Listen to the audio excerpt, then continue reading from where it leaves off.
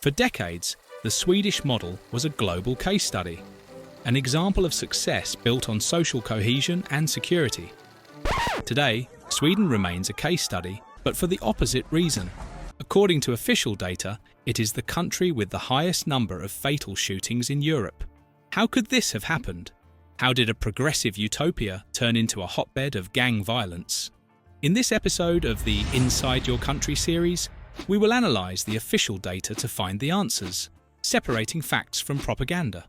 We will uncover what made the crime explosion possible, who the criminals are, and what the political responses have been, by examining data and contradictions in government documents. Welcome to Amazing Europe. That successful model had a name: folkhemmet, the people's home. It was not merely a welfare system, it was a national philosophy. Coined by Prime Minister Per Albin Hansson, the idea was as simple as it was powerful. The nation should be like a family, with the state caring for every citizen from the cradle to the grave, without privileged or disadvantaged members. But such an ambitious system did not rest on laws alone. It relied on an invisible ingredient, a social glue almost impossible to replicate. Trust.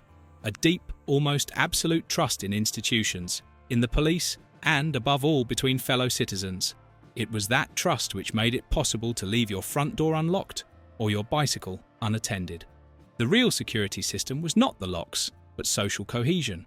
This is not a nostalgic myth.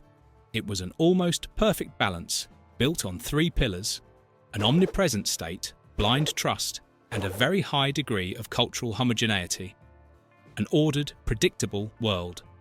But how did all this translate into real safety before Sweden underwent its great transformation? The Sweden of folkhemmet was not only perceived as safe, it was measurably so. The statistics from that period are so distant from today's that they seem to belong to another world. The most significant figure is that for lethal violence. For much of the 1950s and 1960s, the homicide rate consistently hovered around 0.7 cases per 100,000 inhabitants. An extraordinary level of safety, lower than that of many countries now considered safe. Predatory crime was almost non-existent. Official data from the early 1960s recorded only a few hundred robberies per year across the entire country. The concept of street violence, or of organised gangs controlling territory, was simply inconceivable. Violence did exist, of course, but it was mostly limited to occasional brawls, often linked to alcohol. This was Sweden, a country where crime was an anomaly, not an epidemic. That safe Sweden no longer exists. At the start of the new millennium, a crack opened in the Swedish model, but it was after 2013 that the crack became a chasm. A 2021 official report by the Swedish National Council for Crime Prevention, BRÅ, put a disconcerting anomaly in black and white. Sweden is the only country in Europe to have recorded a significant and sustained increase in firearm violence. The figures are ruthless. While the European average of deaths from firearms was falling to 1.6 per million inhabitants, Sweden's number shot up past 4 per million, more than double the European average. In absolute terms, Sweden went from 17 firearm homicides in 2011 to 62 in 2022. And the most recent 2024 data confirm that firearms were used in almost half of all the country's homicides. BRÅ's analysis is even more specific. This epidemic does not strike at random. It is almost entirely concentrated among men aged 20 to 29. For this demographic group, the firearm mortality rate exploded to 18 deaths per million, a level unmatched in any comparable European country. But the violence pandemic has taken a second, terrifying form, identified by the Global Organised Crime Index as a Swedish specialty: the systematic use of explosives. The report speaks of grenades and improvised explosive devices frequently used in gang-related attacks. These are not isolated incidents, but a war zone tactic imported onto Swedish streets. Finally, a new form of crime has emerged, the most chilling symptom of the social fracture: the förnedringsrån, the humiliation robbery.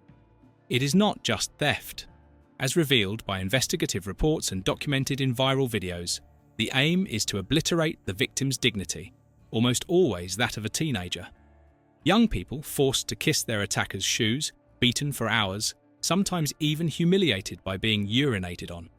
All filmed and shared online to amplify the terror. An epidemic of shootings that strikes the young. The use of bombs as a tool of power. A culture of predatory violence founded on humiliation. But the crime wave has gone much further. Statistics normalized per 100,000 inhabitants reveal an erosion of safety across the board. The rate of reported assaults is more than 7 times higher than in the 1960s. The robbery rate, once almost non-existent, has quadrupled. The rate of drug-related offences has exploded, rising from a level close to zero to over 1,200 cases per 100,000 inhabitants, creating the economy that feeds the gangs. Finally, the most dramatic figure, the rate of reported rapes. Even allowing for crucial changes in the law and a greater propensity to report, the level recorded today is almost 20 times higher than 60 years ago, signalling a profound crisis in personal security. This is the crime scene. The question at this point is inevitable. Who are the actors in this war? The perpetrators of this wave of violence are not ordinary criminals. They are the actors in a structured ecosystem, a network that operates with business-like logic and paramilitary brutality.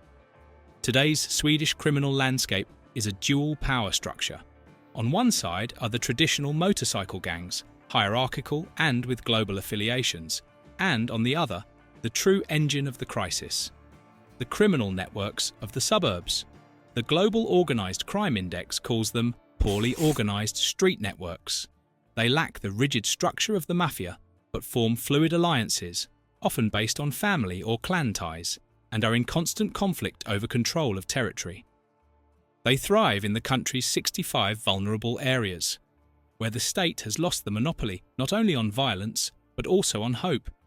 In these places, capital of violence, the reputation for being ruthless, is worth more than any academic qualification. The fuel for this criminal machine is twofold. The first is drugs. Sweden's cocaine market is expanding rapidly, and the global index is explicit. The surge in gang activity is closely linked to the cocaine trade. Turf wars over drug-dealing territories are the direct cause of most shootings. The second fuel is weapons. Sweden is today described as a key hub for arms trafficking in Northern Europe, with a steady flow of pistols, assault rifles, and even grenades coming via the Balkan route. But the most terrifying aspect of this network is its recruitment policy. Gangs systematically exploit social marginalization to enlist an army of very young people, the child soldiers of the outskirts. Official 2024 reports have denounced the use of social media to recruit children as young as 11 for contract killings. Exploiting the lenient penalties applied to minors, the gangs use them as disposable foot soldiers. All of this operates in a spiral of impunity. With a gang homicide clearance rate below 25%, 3 out of 4 killers remain free. The state no longer delivers justice, and private revenge becomes the only law, fueling an endless feud. Who are the actors behind these crimes? To answer that question, we must first understand why it was left unasked for so long. For decades, Sweden was governed by what the political scientist Henrik Oskarsson called the Åsikts corridor, the opinion corridor. Imagine a narrow corridor. Opinions inside it are acceptable, those outside are taboo. Discussing a link between immigration and crime meant stepping out of the corridor. It was not illegal, but it resulted in civil death. You would be branded a racist and isolated from the media and political life. This mechanism of self-censorship led the National Council for Crime Prevention to stop publishing data on offenders' origins in 2005. For 16 years, while the suburbs burned, Sweden chose to fly blind. But in 2021, reality broke through the corridor walls. Brå was forced to publish a large new report. The figures on those pages, read without filters, are devastating. Before revealing them, however, we want to make a very important clarification. At Amazing Europe, we firmly reject any form of racism. We know full well that the equation foreigner equals criminal is an unfair oversimplification that misrepresents reality. At the same time, we believe hiding the data is pointless. For this reason, we will show the official figures published by the Swedish authorities themselves in 2021, so we can reflect on them together. And if you think this is the right approach, please support our project with a like, subscribe to the channel, and click the bell so you don't miss our new videos.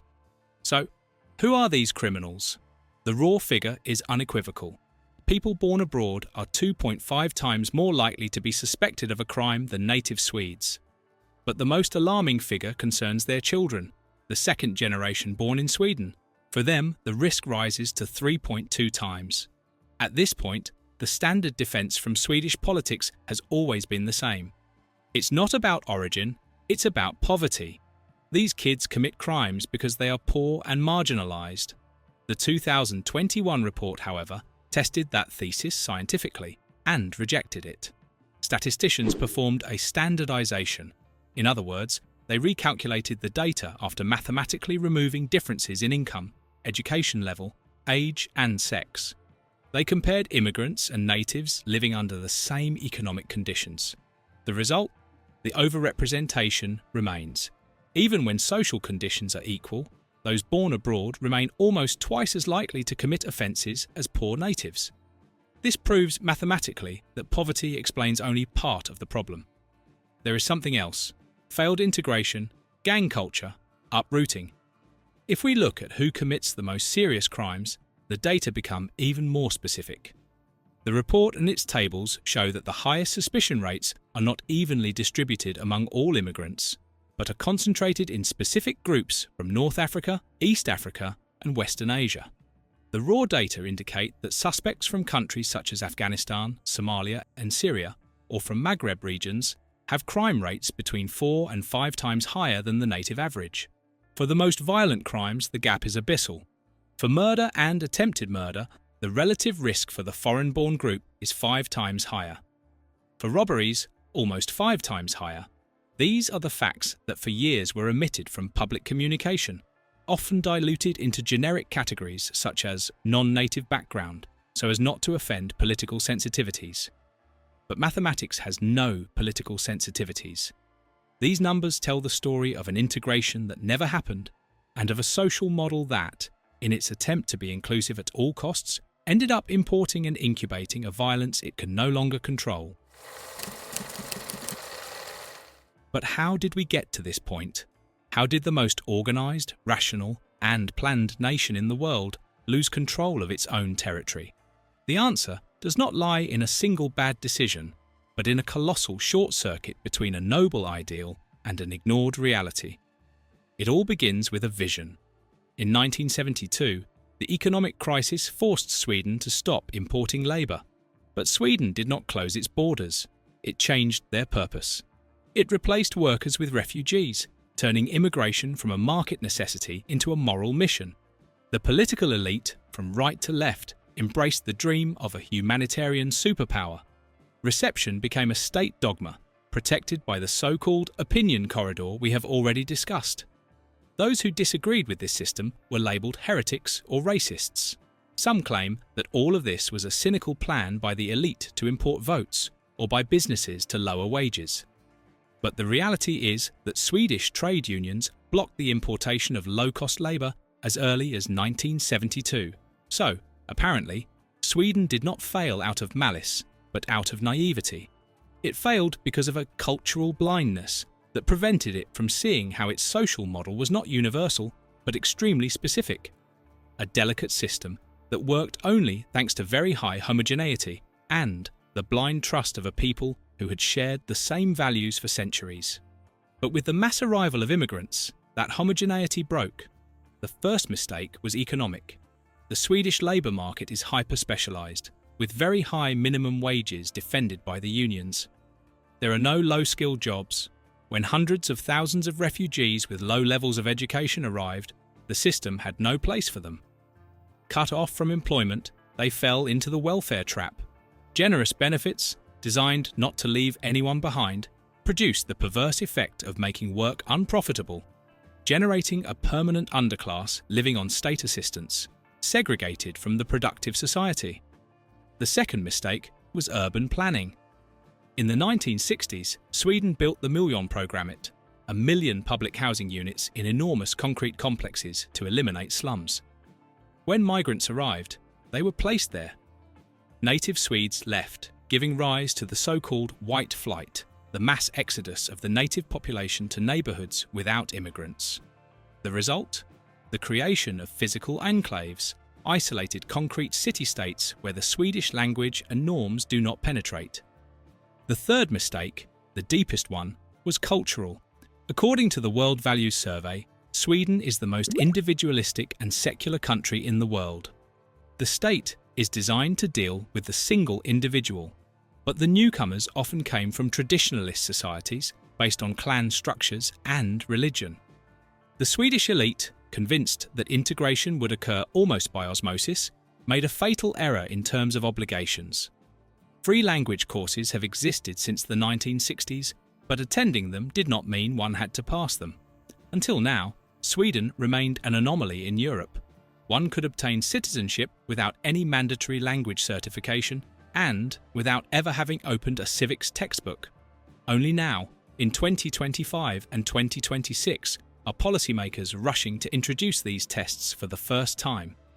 For decades, this absence of requirements was justified as tolerance, but critics gave it a harsher name, the racism of low expectations.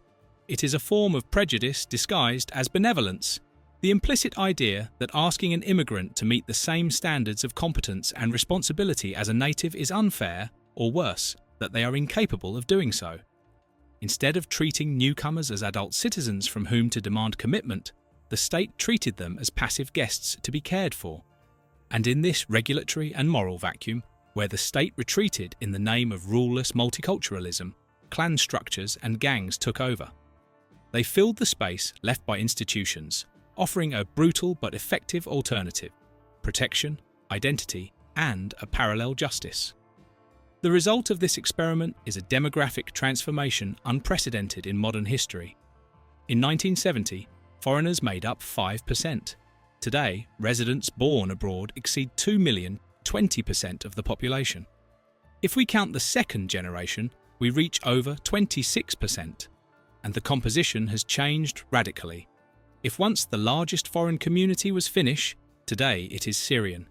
We want to strongly reiterate that we are against racism, and that immigration in itself is not the problem. The issue is that Sweden tried to apply a system designed for a homogeneous society to a completely different reality, without adapting the rules and without requiring newcomers to accept local laws. And the cracks in that system have become the trenches of today's war. Faced with this reality, politics has been forced to surrender. The very same government, in documents from late 2025, acknowledges the existence of an unprecedented wave of violence. After the collapse of the asylum system, Sweden has carried out a historic U-turn. The humanitarian paradigm is dead, replaced by tougher measures. The government has launched the first national strategy against the gang economy, aimed at seizing their assets. It has closed the long-standing track change loophole that allowed rejected asylum seekers to remain as workers.